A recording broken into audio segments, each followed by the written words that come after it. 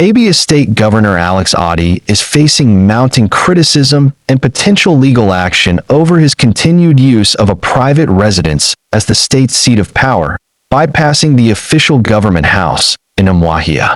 The controversy has intensified following his announcement to demolish the existing government house and construct a new facility. Governor Otti has defended his decision by citing the dilapidated state of both the old and newly commissioned government houses. He claims that the previous administration left these facilities in disrepair, with significant looting rendering them uninhabitable. According to Otti, renovating these structures would require substantial funds, which he believes are better allocated to pressing needs such as infrastructure, healthcare, and education. However, opposition groups and civil society organizations argue that conducting official state affairs from a private residence violates constitutional provisions.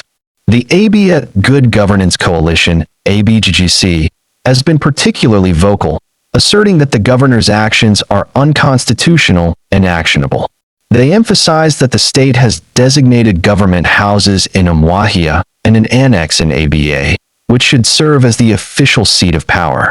Further complicating matters, Governor Otti has announced plans to demolish the current government house, labeling it as dilapidated and decayed. He intends to replace it with a new structure that he deems more befitting for the state. Critics also point to the financial implications of operating from a private residence. Reports indicate that the state government incurs additional expenses, including approximately $2 million monthly for fueling vehicles used by officials commuting to the governor's private residence for meetings. While there is no explicit legal prohibition against a governor operating from a private residence, the situation raises questions about transparency, accountability, and adherence to constitutional norms. The unfolding events suggest that legal challenges may be imminent as stakeholders seek to address these concerns. What's your thoughts on this?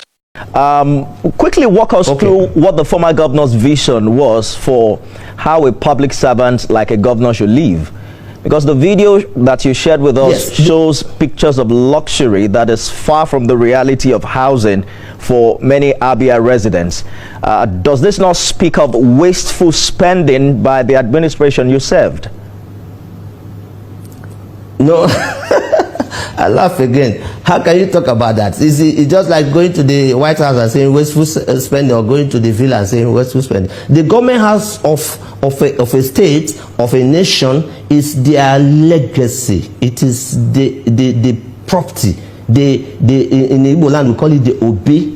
That is the place where the entire state receives their visitors and do government business. It is a very serious environment. It is manicured in such a way that it represents the essence, the heritage of the entirety of over 4 million Abians. And I'm saying that this government house has been duly located in Ogurube layout. There is the legislature there, there is the executive there, there's the judiciary there, there's the civil service there, as a one-stop shop for government business. And that Governor Otti has committed this harakiri, this anathema, this unbelievable criminality of taking the entire Abia state to his private bedroom at Umvosi, 54 kilometers away.